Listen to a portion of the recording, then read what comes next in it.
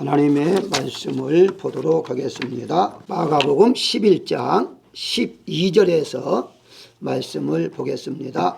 이튿날 그들이 베다니에서 나왔을 때에 예수께서 시장하신지라 멀리서 잎사귀 있는 한 무화과 나무를 보시고 혹 그 나무에 무엇이 있을까 하여 가셨더니 가서 보신즉 잎사귀 위에 아무것도 없더라. 이는 무화과 때가 아님이라. 예수께서 나무에게 말씀하 이르시되 이제부터 영원토록 사람이 내게서 열매를 따먹지 못하리라 하시니 제자들이 이를 듣더라. 아멘.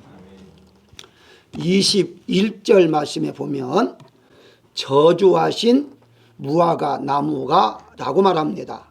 예수님께서 14절에 영원토록 열매를 따먹지 못할 것이다 하는 말씀은 바로 저주의 말씀이다 하는 것이죠. 그래서 제자들이 왜 나무에게 저주했는가 궁금해서 예수님 앞에 물어본 내용도 볼 수가 있습니다. 이 무화과 나무는요, 이제 가장 먼저 성경에서 나오는 나무입니다. 물론 선악과가 가장 먼저 나오겠습니다만은 창세기 3장 7절에 보게 되면 아담과 하와가 무화과 나뭇잎으로 치마를 삼았더라 라는 말씀이 나와요. 그래서 첫 번째, 이 무화과 나무가 에덴 동산에 있었다. 그렇다면은 당시에 좀 수치 창피하니까 뭔가 좀 몸을 가리고 싶은데 주변에 보니까 무화과 나무 잎이 있어서 그걸로 가렸다 이렇게 볼 수가 있죠. 그렇다면은 결국 에덴 동산에서도 무화과 나무가 많았다 이렇게 이제 우리가 상상할 수가 있습니다. 따라서 이 무화과 나무는요 역사적으로도 깊은 나무였다 이렇게 볼 수 있겠고요. 또한 질병을 치료하는 데도 자주 사용하는 그런 이제 열매였죠. 우리가 잘 아는 대로 히스기야 왕이 병들었을 때에 이 이사야 선지자가 열왕기하 20장 10절에 보게 되면 그 무화과 열매를 반죽해서 이제 환처에 이제 올려놨다, 붙였다는 말이거든요. 그렇게 해서 치료받는 장면도 나옵니다. 그만큼 당시에는 이 무화과 열매가 약으로도 사용했다는 것이거든요. 그리고 더 나아가서 우리 잘 아는 대로 요한복음 1장에 보게 되면 나다네엘이가 빌립이 전도한 나다네엘가 예수님을 만났을 때에 예수님께서 나다네엘에게 이렇게 말합니다. 내가 무화과 나무 아래 있을 때에 보았노라 라고 말을 해요. 그럼 과연 이 나다네엘이 무화과 나무 밑에서 무엇을 했을까 하는 거죠. 무화과 열매를 땄을까? 이제 많은 사람들이 측정하는데요. 당시에는요 무화과나무가 많이 흔했기 때문에 글을 지고 그래서 밑에서 율법을 읽었다, 올라마자면은 성경을 읽었다 이렇게들 해석하고 있습니다. 자, 그러다 보니까 이 나다네엘이 그 성경의 연구라든가 하나님 말씀을 사모한 마음이 늘 있었기 때문에 무화과나무에 자주 밑에 있었다. 하나님께서 그걸 보신 거죠. 예수님 하나님이시니까 보시고 난 다음에 저 정도면은 참 사모함이 많구나 하는 것을 알게 되었기 때문에 내가 무화과나무에 있을 때에 그 열심으로 말씀을 읽을 때 내가 보았다라고 말하고 있는 걸 볼 수 있어요. 자, 이와 같이 무화과 여러 가지로 정말 사용되고 있는 이 무화과나무에게 왜 예수님이 저주를 했는가 하는 점입니다. 그래서 대부분의 분들은 열매가 없기 때문에 저주했다 이렇게 말을 해요. 물론 맞는 말이죠. 그래서 오늘은 이 저주받은 무화과나무의 의미에 대해서 우리가 몇 가지로 은혜를 나누고자 하는데요. 첫 번째, 때를 따라 열매가 맺어한다는 것을 알려주시기 위함이었다 이렇게 이제 먼저 생각해 볼 수가 있어요. 자, 13절에 보게 되면요 무화과가 때가 아님이라 그래요. 때가 아님이라 이게 무슨 말인가? 예수님 지금 때가 되지 않아서 무화과가 없는데 왜 그건 당연하게 때가 되지 않으면 무화과가 없을 텐데 왜 나무에 열매가 없다고 저주했느냐 이 말이죠. 이해가 안 되죠. 그래서요 이걸 일반적으로 해석을 하다 보니까 이해하지 못한 분들이요 이 말씀 때문에 예수를 믿지 않는 사람들이 많아요.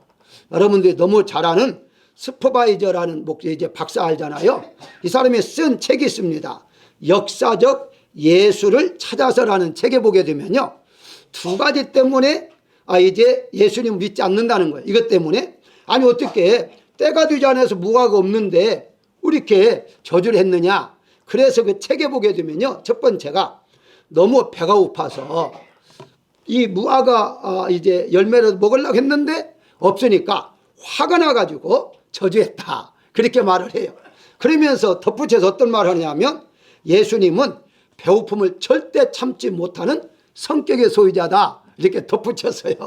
아니, 예수님이 누구신데 그 배고픔을 못 참아가지고 그렇게 이제 저주를 했겠어요. 두 번째 하는 말이 십자가, 이건 이제 끝나고 난 다음에 며칠 후에 이제 돌아가시거든요. 십자가를 통해서 십자가의 죽음을 앞두고 정신이 나갔다는 거예요. 그래가지고 이제 그 자기 정신이 아니기 때문에 정신이 없어서 아무 죄도 없는 무화과 나무에게 저주했다, 그렇게 설명을 해요. 그래서 이 사람은요, 그래서 예수님 안 믿습니다. 그렇기 때문에 그래서 도저히 나는 이런 예수님을, 아니 자기 성격도 절제하지 못하는 그 예수를 내가 왜 믿느냐, 그렇게 책에 써 있어요. 어쨌든 이건 절대적으로 잘못된 해석이다, 이렇게 볼 수가 있겠고요. 우리가 하나님의 말씀이 인간의 지식을 어떻게 다 이해할 수 있겠어요? 이해를 못합니다. 그래서 하나님께서 은혜로 우리가 믿음으로 받아들이도록, 그래서 믿음을 우리에게 선물로 주신 것 아닙니까? 그렇다면 이 무화과 나무에 있어서 왜 잘못된 해석을 하고 왜 이해를 못하느냐는 거예요. 그것이 바로 무화과 나무는요, 1년에 열매를 2번 열립니다. 물론 이제 종류가 많지만 어떤 종류는요, 한 번 열리는 것도 있어요. 그러나 대부분입니다. 그리고 이스라엘 나라에 있는 무화과 나무는요, 2번 열리는데 아마 우리 한국에서 무화과 나무를 아는 분들 알 거예요. 가장 먼저 오늘날로 좀 따집니다. 4월 달 정도, 3월, 4월에 열매가 이제 나오는 게 있는데 그건요, 잎이 없을 때 열매부터 나와요. 그게 이제 첫 열매다 하거든요. 그래서 이제 열매가 나온 다음에 그 다음에 이제 잎이 자라면서, 그리고 난 다음 이것이 이제 끝나고 그 다음에 잎이 나오고 난 다음에 나오는 열매가 있어요. 그게 바로 8월 달, 9월 달에 나오는 열매예요. 아마 여러분 주변에 보게 되면 지금 무화과 열매가 좀 아마 이 정도 맺혔을 거예요. 그것이 이제 9월 달, 10월 달에 열매 맺히는 것이고 이게 상품이에요. 그러니까 이것은 달고 맛있는데 봄에 열리는 열매는요, 맛은 없어요. 그렇지만 당시에 가난한 사람들이 이걸 많이 따먹었어요. 배고프니까. 그래서 이걸 따줘야만이 열매가 잘 열리기 때문에 일부러 따줘야 하는데 주인 입장에서는요, 그냥 오픈을 합니다. 그냥 누구든지 와서 따먹어라. 왜냐면 어차피 따줘야만 되는데 따먹으면 좋잖아요. 자, 그런데 지금 현재에 예수님께서 열매를 구할 시기가 어느 때냐? 6월절이잖아요. 원래 말하면 이제 부활절 시기예요. 부활절 시기가 어느 때인 줄 아시잖아요? 3, 4월 달에. 그러면 3, 4월 달이라면 첫 번째 열매가 있어야 하는데, 지금 어느 정도 남아있어야 하는데 그게 없다는 얘기고요. 그런데 잎새만 무성했다? 그럼 무엇을 의미하면, 여러분 잘 보셔야 됩니다. 잎새만 무성했다, 열매는 없다는 말은 잎은 나왔다는 얘기예요. 그런데 첫 번째 따먹었다는 흔적도 없고 열매가 맺히지 않는 건요, 잎새가 있다 할지라도 가을에 열리는 열매는 안 나옵니다. 그게 결과는 예수님께서 보실 때에 첫 번째 열매가 없는 것은 가을에도 열리지 않는 거야. 이건 무언가 병들었든지 무언가 문제가 있었던 거예요. 그렇기 때문에 이것은 예수님께서 아예 다시는 너는 열매를 맺지 못할 것이다 라고 말씀하고 있는 것이거든요. 마가가 때가 이르지 않았다는 말은 무슨 말이냐? 9월 달 것, 아직은 9월 달 거가 나오지 않을 때입니다 하는 걸 지금 덧붙여서 잘 알려주고 있는 것이거든요. 그러니까 예수님께서 그냥 기분 나빠 저주하신 것이 아니라 바로 첫 번째 열매가 좀 있어야 할 그 무화과 나무가 없다 보니까 그건 9월 달에 열리지 않는 거. 그럼 열리지 않는 나무는 있을 필요가 없다라고 해서 이렇게 말씀을 한 것이지, 딸리 가만히 전혀 죄도 없는 무화과 나무를 이게 저주하는 것은 아니다, 이렇게 볼 수가 있는 것이거든요. 그렇다면 무엇을 의미하느냐? 때를 따라 열매를 있어야 한다는 거예요. 한마디로 봄에도 열매가 맺어야하고 가을에도 2번 열매를 맺으니까 맺어한다는 것인데, 열매가 없는 것은 의미가 없다. 그래서 여러분들 성경에 보게 되면요, 열매, 즉 결실이라고 하잖아요. 결실한다는 거 엄청 많이 나옵니다. 여러분도 알다시피 우리가 너무 잘 아는 대로 열매 없는 나무는 찍어 버린다고 하잖아요. 그러니까 열매가 없는 나무는 의미가 없는 거예요. 그리고 창세기에서 열매 있는 씨앗, 열매, 씨앗을 우리에게 허용했어요. 다른 거 허용하지 아니하고. 그러니까 결국은 열매를 씨앗에서 열매로 끝나는 게 요한계시록 나오잖아요. 그 요한계시록은 우리 자신들의 열매를 가지고 천국에 들어가는 것인데, 요한계시록 마지막 장 22장 2절에 보게 되면 하늘의 모습을 이제 말한 거잖아요. 환상을 보고 말하는 것인데, 강 좌우에 생명나무가 있어 12가지 열매를 맺되 달마다 그 열매를 맺는다라고 말을 해요. 그럼 무엇을 의미하리요? 하나님의 나라는 열매가 1년에 한 번, 두 번이 아니다는 거예요. 12번 열매를 맺는데 12가지 열매를 달마다. 그러니까 12, 12 곱하기 24잖아요. 항상 요한계시록은 12, 12니까 어쨌든 완벽하게, 그 말 다른 말 말하면 천국은 열매만 있는 곳이다. 열매만 있는 곳이다. 왜 그럴까? 열매라는 것은요, 생명을 의미하기 때문에 그래요. 씨앗은 생명을 의미하기 때문에 이 나무에 생명이 없는 것은 이건 의미가 없다. 그러니까 예수님께서 더 이상 열매가 맺히지 아니할 나무가 있을 필요가 없다 해서 저주할 수밖에 없었다는 것이죠. 뭘 말하죠? 열매를 맺으라는 말은요, 우리가 생명이 있어야 한다는 거예요. 어떤 생명? 영혼에 살아있잖아요. 그럼 예수님의 생명이 우리 안에 있어야 한다는 거예요. 예수님께서 우리를 살려주셨고 성령으로 거듭났고 우리는 영적인 생명이 좀 있기 때문에 영적인 생명이 없는 자는 버림받을 수밖에 없다는 것을 이 지금 무화과를 통해서 알려줬다는 사실을 우리가 배워야 한다는 것이거든요. 무조건 저주한 것이 아니라 생명 없는 이제 필요가 없는 거죠. 여러분, 식물도요, 생명이 없는 거 있잖아요. 잘라놨을 때에. 그러면 그냥 이제 버릴 수밖에 없어요. 그래도 조금 나아요. 이 식물이 아니라 생물은요, 이 생명이 없으면 상해가 냄새가 그렇게 많이 납니다. 엄청난 냄새가 납니다. 그 식물은 그래도 며칠 가요, 냄새가. 그렇게 썩어도 그렇게 고약한 냄새는 많이 안 나는데 이 생물은요, 엄청난 냄새 나요. 그렇기 때문에 그것은 버릴 수밖에 없다는 사실을 성경에서 말하고 있는 거예요. 우리 사람이요, 사람도 영혼에 생명이 없다고 보세요.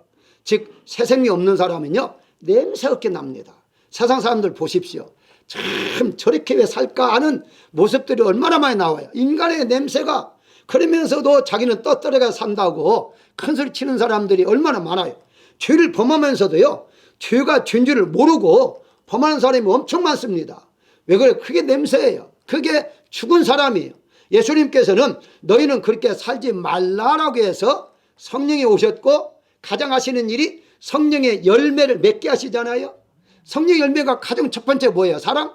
여러분, 많은 분들이 사랑이라고 출발해요. 아니에요. 성령 열매의 첫 번째는 생명이에요. 생명. 성령으로 거듭나게 하는 거예요. 거듭난 사람이 성령 열매, 사랑, 희락, 화평 이렇게 나가는 것이지, 죽어있는 사람이 어떤 사랑을 뭘 알 것이며 거기에 인내를 어떻게 할까, 오래 참으면 어떻게 할까, 절제를 어떻게 알아요. 이미 죽어있는데.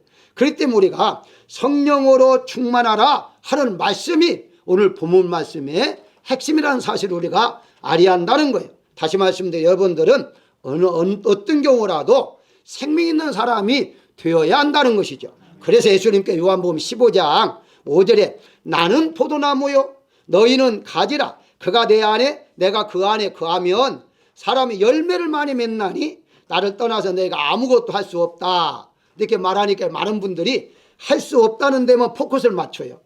아니, 맞아요. 그런데 중요한 게 있어요. 내 안에 있다는 무슨 말이에요? 생명이 있다는 거예요. 예수님 붙어 있으면 생명이 있다는 말이지, 생명이 있고 난 다음에 열매도 맺히고 할 수도 있는 것도 되는 것이지, 가지가 꺾어져 있는 상태 속에는요, 아무것도 할 수가 없는 거예요. 가장 중요한 것은 내 안에 예수님이 계신다는 거. 내가 살아가는 것은 예수님의 생명으로 말미암아 살아간다는 사실을 우리가 믿어야 한다는 것입니다. 두 번째는 있어야 할 것과 없어야 할 것을 알려주시기 위해서 이렇게 하고 있는 것을 볼 수가 있는데요. 13절에 보게 되면요, 무엇이 있을까 하여 라고 말하죠. 예수님께서 무화과 나무를 저주하셨는가에 대해서 우리가 알려면요, 여러 가지 방법이 있습니다만은 우선 상식적으로 말씀을 드릴 것은 성경에 나오는 지역 이름과 나무 이름, 나무가 참 많이 나와요. 나무 이름을 알면요, 그 뜻 알면 성경은 반절을 안다고 주장하는 학자가 있을 정도로 성경에는 나무 이름과 지역 이름들이 그렇게 많이 나와요. 그러면 오늘 지역 이름을 한번 잠시 보게 되면 1절 한번 볼까요? 1절에 벳바게와 베다니에 이르렀을 때 그래요. 근데 이제 거리를 보게 되면 예루살렘을 중심해서 그 다음에 벳바게가 있고요. 그 다음에 베다니가 있어요. 그러니까 베다니에서 예루살렘으로 가려면 반드시 벳바게를 거쳐서 가야 해요. 동네가 그래요. 그 동네가. 자, 그러면 여기 한번 다시 보게 되면 이 베다니에서 나왔다고 좀 말씀하고 있잖아요. 12절 이튿날 그들의 베다니에서 나왔을 때에 어디를 향합니까? 벳바게를 향해서 가는 거예요. 예루살렘 향해서 가면서. 그러면 결과서는 이겁니다. 이 벳바게라는 뜻이 무엇인가? 다시 지명을 여러분들 할 때에 벳이라는 단어가 나오면 거의 다 집이라고 생각하시면 돼요. 집. 예를 들어 베델. 베델이 뭡니까? 하나님, 하나님의 집. 그게 베델이잖아요. 자, 우리가 아는 대로 베들레헴. 그 베델이 뭐예요? 떡집이라고 하잖아요. 떡집. 벳자니까 집. 자, 그러면 여기 한번 보시면 바로 앞에 있는 단어가 벳이라고 했잖아요. 그러면 벳과 박이라는 것은 무엇이냐? 첫 무화과 열매라는 겁니다. 열매. 그러면 합쳐가지고 밭베개라는 말은 무슨 말이냐? 첫 열매가 맺는 집, 지역 이라는 뜻이에요. 다시 말하면 그 지역은 무화과나무가 엄청 많이 있다는 거예요. 많이 있기 때문에 지역 이름을 그렇게 붙여준 거예요. 자, 베다니는 어떻습니까? 베다니 역시 마찬가지예요. 베다니라는 건요, 이 아까 두 가지 설명드렸잖아요. 봄에 피는 열매는, 봄에 열리는 열매는 그게 바로 여기에 나오는 첫 파게라는 그래서 벳바게라는 뜻이고, 베다니라는 것은요 뒤에 열리는 것, 즉 가을에 열리는 것이 잘 열리는 지역이라 해서 이름을 이렇게 붙여줬어요. 그래서 뭐예요? 집이죠. 그 다음에 이제 태어나 해가지고 붙여서 베다니, 이게 바로 역시 무화과 이제 열매의 지역 이런 뜻입니다. 이게 집이라고 해서 지역이다 똑같아요. 그럼 결과는 이 두 동네에는 무화과 나무가 엄청 많은 동네예요. 그러니까 예수님은 길거리는 어디 가든지 무화과 나무 많이 있었어요. 많이 있었는데 굳이 잘 생각하세요. 굳이 그렇게 동네 자체가 지금 다 무화과 있는 나무에 굳이 꼭 한 군데 가가지고 무화과 나무 열매가 없다고 해서 저주할 일이 뭐 있겠어요. 그거 많은데 길거리도 많이 있는데 지금도 여러분들이 이스라엘 가게 되면요 무화과 나무 많습니다. 그리고요 산에도 많는데 산에는 아예 사람들이 관리하자니까 이것을 돌이라고 그래요. 돌 무화과라고 그래요. 어쨌든 많아요.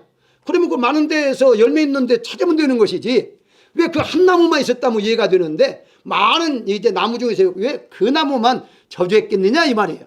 그게 바로 예수님께서는 저주하려고 하신 것이 아니라 바로 이 지금 제자들에게 오늘날 우리에게 왜 저주를 받아야 하느냐는 것을 알려주기 위한 것인데 그게 바로 있어야 할 때에 있지 않고 없어야 할 때에 이제 없지 않는 그거 좀 알려주는 거예요. 조금 여러분들이 다시 한번 보겠습니다. 자, 여기에서는요 나무에 열매가 있어야 하는데 없었어요. 그런데 이걸만 끝나면 안 돼요. 그거 난 다음에 어디 가셨어요? 성전 안에 가셨죠. 17절에 오늘 다 읽지 않았습니다만은 이어서 보게 되면 내 집은 만민이 기도하는 집이라 그러잖아요. 그럼 예수님께 다 장사하는 사람들을 내쫓았어요. 자, 여기서 잘 보십시오. 자, 이 성전에는 뭐가 있어야 해요? 기도가 있어야 해요. 하나님께 드리는 기도가 있어야 하는데 기도는 없고 뭐만 있었어요? 장사하는 사람만 있었어요. 짐승이라든가 이런 이제 장사는 이런 것들만 잔뜩 있었어요. 자, 두 가지 이제 설명합니다. 무화과 나무에는 있어야 할 것이 없었고요. 이 성전에는요 없어야 할 것이 있었어요. 그렇기 때문에 예수님께 지금 뭘 좀 알려주고 있느냐? 너희 속에 있어야 할 것과 없어야 할 것을 분별해서 없어야 할 것은 버리고 있어야 할 것은 취하라는 거예요. 우리가 이 세상 살아가면서 그냥 예수님 믿고 그냥 잘 되기를 원합니다. 부자 되기를 원합니다. 사업자 할 때 이걸로 끝나는 게 절대 아니에요. 우리는 사람답게 하나님의 자녀답게 살아가야 하는데 자녀께 살려면 우리의 마음속에 오신 예수님이 기뻐하는 모습이 무엇인가 우리의 마음속에 있는 것을 분석해 보아야 해요. 내 마음속에 욕심이 가득 있는지 시기가 가득 있는지 질투가 가득 있는지 이런 것들은 있어야 할 자리가 아니에요. 그건 버려야 할 거예요. 성전에 있어야 할 것은 기도밖에 없었는데 기도가 아니라 다른 것이 잔뜩 있었다는 거예요. 예수님은 그것을 다 내어 쫓았다라고 말하고 있어요. 성령께서 여러분들 마음속에 오셔서 어떤 일을 하십니까? 있을지 말이할 것이 있다면요, 그걸 다 내버리시는 거예요. 제거시키는 거예요. 우리의 죄악이 없이, 죄가 없이 하는데 우리 마음속에 죄성이 있으면 그걸 성령께서 죄성을 다 제거하고 있다는 사실을 우리가 알아야 한다는 것이죠. 사랑하는 여러분들, 가정에서도요, 있어야 할 것은 있어야 하고요, 없어야 할 것은 없어야 해요. 분명하잖아요. 그런데 조금 이제 좀 이상한 이제 그 예를 한번 들어보십시다.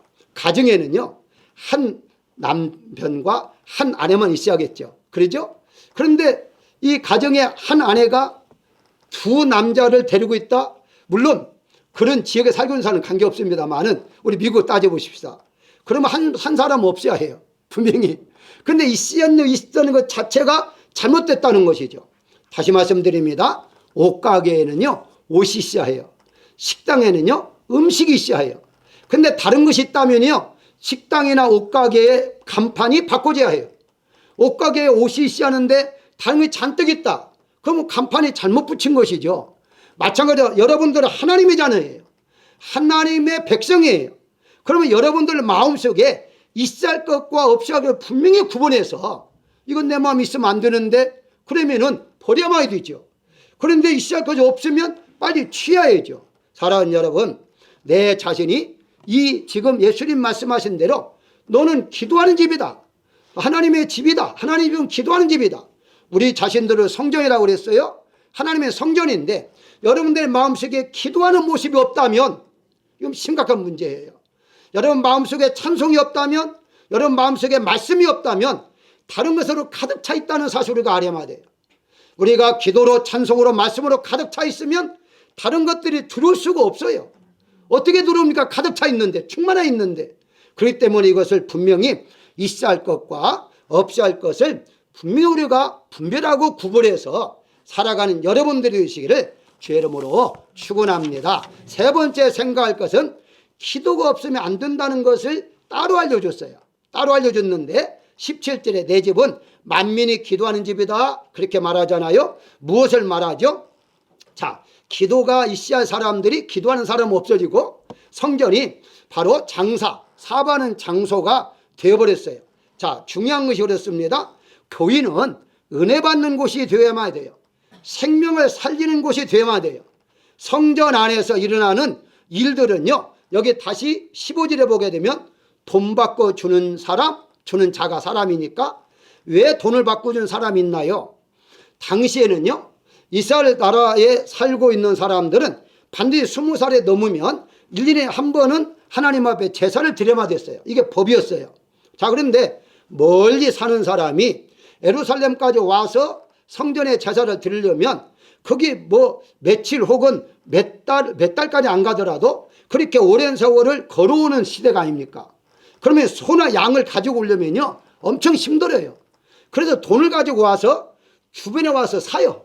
사가지고 하나님께 드립니다. 자, 그런데 중요한 것은 자, 여기 돈 받고 주는 것이 왜 돈을 받고 주느냐 하는 거예요. 그것은요, 하나님 앞에 헌물을 드릴 때에, 돈으로 드릴 때에, 성전세도 마찬가지예요. 반드시 성전세를 해야 하는데 당시엔 로마의 속국이었어요. 지배를 받고 있었기 때문에 돈의 통화가 로마 돈이 화폐였어요. 그러니까 로마 화폐로 사용했는데 이 로마가 이방이잖아요.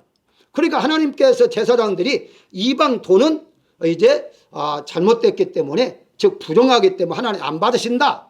그래가지고 이스라엘 나라의 화폐만 받았어요. 그러니까 이스라엘 나라 화폐만 받으니까 자연스럽게 돈을 바꿀 수밖에 없어요. 바로 우리가 한국 돈을 달러로 바꾸는 것처럼 하나님께 드리는 돈은 바꿨어요. 자, 이 두 가지잖아요. 짐승을 가지고 드리는 것과 돈을 하나님께 드리는 것. 그러니까 이제 이 사람들이 편리성을 보아주는데 왜 문제냐 하는 것을 우리가 생각할 수 있잖아요. 편리성만 보아준 것이 아니라 여기 보게 되면 예수님께서 분명히 말을 해요. 17절에 강도의 소굴로 만들었다는 데 답이 있습니다. 무슨 말일까요? 이 말씀은요, 지금 사람들이 타락해가지고 그 제사장들이 장사꾼들에게 임대료를 많이 받으니까 임대료를 많이 내려면 아무래도 또 폭리를 취할 수밖에 없어요. 근데 폭리가 엄청난 폭리가 되어가지고 바로 강도처럼 아예 빼앗는다는 생각을 가질 정도로 그렇게 비싸게 팔았다는 거예요. 그러니까 여기에 에레미야서 7장 11절에 보게 되면요, 이 집이 너희가 눈에는 도둑의 소굴을 보이느냐라는 말씀이 있는데요, 그래도 당시에는 그 성전에서 좀 부정이 있어도 도둑 정도 그렇게 타락했다고 봤어요. 예수님의 시대는요, 도둑이 아니라 아예 강도예요. 도둑은 있는 것만 가져가잖아요. 강도는 다 빼앗아 버려요. 그렇기 때문에 그 정도로 타락한 그것을 지금 예수님께서 지적하고 있는 거예요. 왜 타락했습니까? 기도할 자리에 기도가 없기 때문에 타락했다는 거예요. 사랑하는 여러분, 교회가 기도가 없잖아요. 그 교회는 타락합니다. 그럼 분명히 세소가 됩니다. 결국 가서는요, 타락했기 때문에 모인 사람들의 돈으로 끝나요. 오늘날의 교회들마다 분쟁이 있는 교회가 거의 90% 이상이 다 재산 문제예요. 재산 때문에 바로 분쟁이 일어나지, 돈이 없는 교회가 분쟁이 일어나는 거 봤습니까? 그러니까 기도가 있어야 하는, 찬송이 있어야 하고 말씀이 할 교회가 말씀이 약해지고 기도가 약해지니까 거기에 사단은 바로 돈으로 가득 채워가지고 바로 돈 하는 그런 교회들이죠. 오늘날 되어버렸다는 사실을 볼 수가 있어요. 그런데 일부에, 정확한 건 아닙니다만은 일부 사람들이 이렇게 말을 해요. 교회도 사업한다 이렇게 말을 해요. 사실은 사업은 아니잖아요. 근데 그 사람들 눈에 비칠 때에 그렇게 비친 거예요. 왜 그럴까요? 우리가 하나님 앞에 교회 기도하지 않았기 때문이다. 분명히 예수님께서 내 집은 기도하는 집이다 이렇게 말씀했잖아요. 자, 18절을 봅니다. 제사장들이 예수를 어떻게 죽일까? 올바른 소리 했는데 왜 죽이려고 의논했겠어요? 자기들이 수입이 끊겨버리잖아요.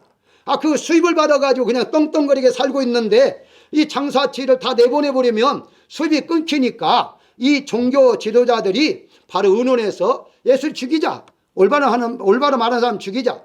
회개를 해야 하는데요, 미워하는 거예요. 좀 죄송합니다만은 오늘 올바로 설교하잖아요. 교인들이 안 와요. 찔리니까. 그런데 엉뚱한 얘기하잖아요. 그럼 몰립니다. 왜 몰립니까? 마음이 찔리지 않잖아요. 그러니까 찔리려고 이제 와서 찔리는 소리만 듣다가 아무 평안하고 염려하지 않고 축복만 하니까 몰릴 수밖에 없거든요. 사랑하는 여러분, 그래도요, 병든 사람은 아프다도 수술해야 낫습니다. 수술하지 아니하면요, 아프면 그 아픔으로 그냥 끝나고 결국은 죽을 수밖에 없어요. 수술하는 것은 아프지만 그게 사는 길이라면 조금 강한 말씀을 할지라도 여러분 이 말씀을 잘 받아들이면 돼요. 사랑하는 여러분, 오늘날 내가 얼마나 기도가 사는가를 한번 점검해 보십시다. 과거에는 열심히 기도했는데 요즘 기도가 떨어졌다? 다시 한번 기도를 회복하시길 바랍니다. 나는 기도가 전혀 하지 못했는데 지금부터 시작하면 돼요. 기도 시작하면 돼요. 기도가 어렵지 않아요. 그냥 하나님 앞에 하나님 하는 거예요. 딴 거 없어요. 아니 적어도 안 되면 주기도만 하면 되는 거예요. 주기도만 한 10번 해보세요. 그러면 한 30분 40분 지나갑니다. 그게 기도예요. 그건 무엇을 의미하느냐? 내 마음속에 예수님으로 가득가득 채워져야 한다는 사실입니다. 그럴 때에 교인은 살아나고 내 영혼이 살아나고 교인은 하나님의 목적하심에 따라 죽은 영혼들이 살아나는 생명을 살리는 교회가 된다는 사실을 우리가 알아야 할 것입니다. 사랑하는 여러분들, 여기 기도가 없으면 안 된다는 것을 예수님께서 친히 말씀해 주셨다는 사실을 믿으시고요. 마지막으로 생각할 것이 믿음이 없으면 안 된다는 것을 알려주셨는데요. 20절에 뿌리까지 말라있는 무화과 나무를 본 제자들이 라고 말을 해요. 자, 예수님께서 이제 그 이유를 질문을 지금 했잖아요. 제자들이 예수님께 지금 질문했어요. 그런데 예수님께서 대답이 어떤 대답입니까? 지금 분명히 제자들은 왜 이렇게 저주하는 나무가 뿌리까지 말랐습니다. 그러면 거기에 대해 대답을 해줘야 하잖아요. 자, 대답 어떤 23절에 누구든지 산더러 들리어 바다에 던지라 하면 그 말하는 것이 이루어질 줄 믿고 의심하지 아니하면 그대로 되리라라고 해요. 이 말씀을 우리 한국적인 말로는요, 동문서답한다고 그래요. 엉뚱한 말을 좀 대답하는 거예요. 질문과는 전혀 관계없어요. 아니 지금 위 열매 맺지 않는 나무에게 저주받아서 완전히 뿌리까지 죽었는데 그것에 대해서 설명 좀 해달라고 했는데 엉뚱하게 예수님은 다른 말씀으로 대답을 했어요. 근데 과연 엉뚱한 말씀 하셨느냐 하는 거예요. 지금 여러분들 보게 되면요, 이걸 샌드위치라고 하는데요, 앞에 지금 이제 무화과나무에 대해서 말하다가 중간에 성전에 대해서 말하다가 다시 무화과나무에 대해서 말하는 거예요. 여러분들 읽다가 이런 이제 모습이 나오면 아주 중요하다고 생각하시면 돼요. 이거 아주 중요한 내용이에요. 그게 안에 있는 게 아주 중요하거든요. 가위보다도. 예수님이 뭘 말해주려고 하느냐? 성전. 지금 우리 믿는 사람들의 믿음의 모습이 어떤가에 대해서 지금 알려주려고 하는 건데, 제자들의 관심은 저 좋은 거, 기적이 일어난 거, 요거에만 관심이 있는 거예요. 예수님은요, 그런 게 관심이 없습니다. 예수님은요, 우리가 정말 믿음으로 살아가느냐, 기도하며 살아가느냐, 여기에 관심이 있어요. 근데 여기에 지금 어떻게 믿음이라는 게 나오느냐? 라고 했을 때 여기 보십시오. 분명한 것은 믿음을 가지라 하잖아요. 믿음을 가져라. 자, 24절에 무엇이든지 구하는 것을 받은 줄로 믿어라 그래요. 자, 23절에 이루어질 줄로 믿고 라고 말합니다. 자, 믿음을 가지라는 거예요. 다시 말씀드리면 너희가 믿음이 있으면 나처럼 그런 능력이 나타난다는 말이 절대 아니에요. 잘못 이해하게 되면 우리가 믿으면 예수님처럼 능력을 행하고 이렇게 많은 사람이 있는데요. 물론 그렇게 할 수 있겠죠. 근데 여기서 말씀하고자 하는 핵심은 그런 뜻이 아니라 바로 믿어야 한다는 거예요. 믿어야 한다. 그런데 믿는 것이 지금 믿음이 약해졌다고 말하고 있거든요. 자, 마가복음 9장 23절이 중요한 말씀이 있죠. 예수님께 이르시되 할 수 있거든요. 무슨 말이냐? 믿는 자에게는 능치 못할 일이 없느니라 라는 말씀을 가지고 대부분의 은사주의자들이 이렇게 설명해요. 믿으면 능력을 하나님께 바꿔서 그 능력으로 모든 걸 할 수 있다 이렇게 말하거든요. 그것은요, 믿음이 아니라 신념이에요. 내가 할 수 있다는 건 신념이에요. 믿음이 절대 아닙니다. 할 수 있다는 것은 세상 사람이 하는 말이고, 여기서 말하고자 하는 것은 바로 어떤 말이, 잘 보십시오. 그 다음에 그 아버지가 대답한 내용이 있어요. 내가 믿나이다. 나의 믿음 없는 걸 도와달라고 그랬어요. 만약에 능력이 필요하다면 주님 내가 믿습니다. 주님 나에게 능력을 주셔서 할 수 있게 해주세요 라고 말해야죠. 근데 그렇지 않았잖아요. 분명한 것은 내가 믿나이다. 나의 믿음 없는 것을 도와주십시오 라고 했어요. 믿음이 없다고 고백을 한 거예요. 다시 말씀드리면 어떤 믿음? 예수님이 할 수 있다는 믿음이 없었던 거예요. 사랑하는 여러분들, 우리가 예수님 믿는다고 하면서도요, 모든 걸 하나님의 주권이 있다고 하면서 하나님 하시는 일을 못 믿을 때가 얼마나 많습니까? 심지어 기도하고도요, 분명히 받은 줄 믿으라고 하잖아요. 근데 기도하고서도 못 믿는 사람들이 많아요. 왜 기도합니까? 기도할 이유가 없잖아요. 심속에서 기도했는데 안 믿어지면 할 의무가 없죠. 다시 말씀드리면 내가 능력받아 할 수 있다는 것이 아니라 하나님이 해줄 줄로 믿습니다 하는 그 믿음을 지금 예수님 말씀하고 있는 거예요.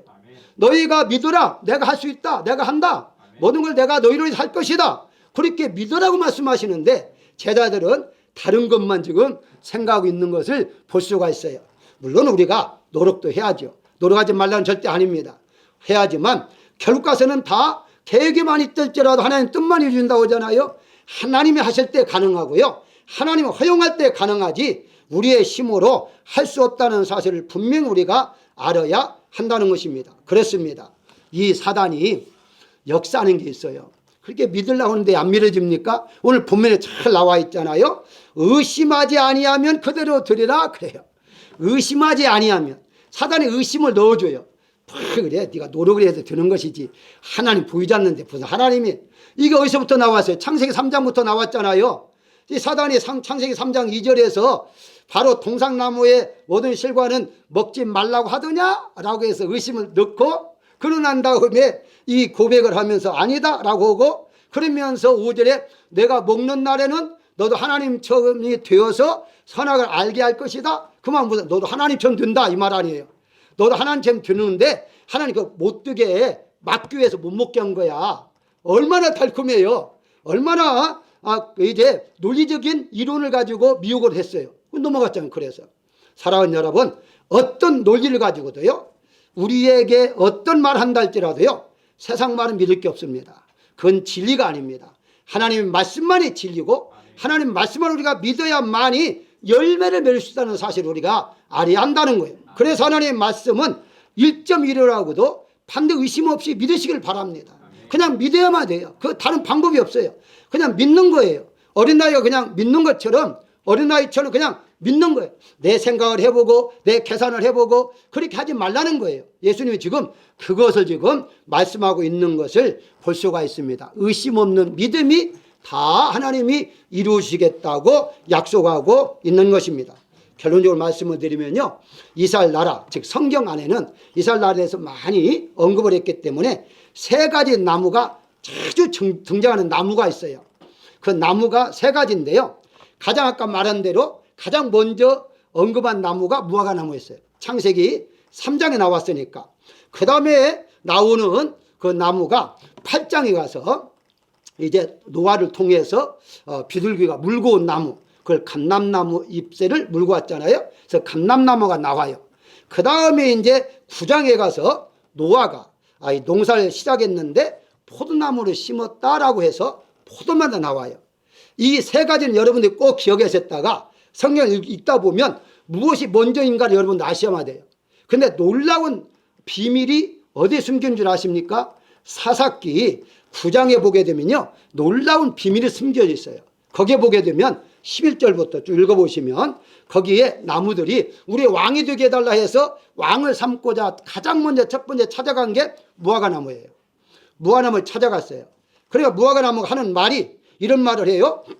어떤 말을 하느냐라고 했을 때에 그 나무들에게 부탁을 했는데 그 부탁은 나는 하나님과 사람을 영화롭게 하는 것을 버릴 수가 없다라고 말을 해요. 버린다는 말에 단어에 꼭 기억하세요. 벌 수 없다.